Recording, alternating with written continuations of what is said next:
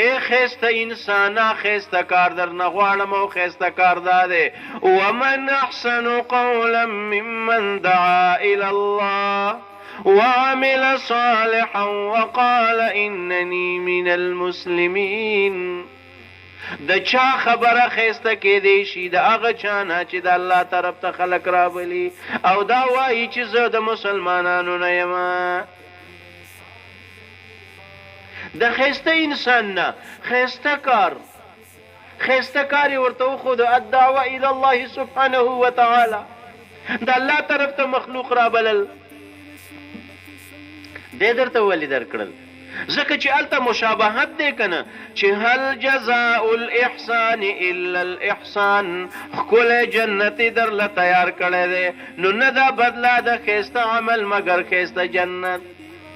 الله وایي دا ټول ښایسته صفتونه در پکې راجمع کومه. اوس زما خو ګورونو راځو دیله چې د دې ښایسته کار دپاره موږ څومره خواري کړې ده څومره ورله کوو. نو زما خو ګورونو د مال جان دا ګوره زمونږ او ستاسو سره د الله جل جلاله امانت دی.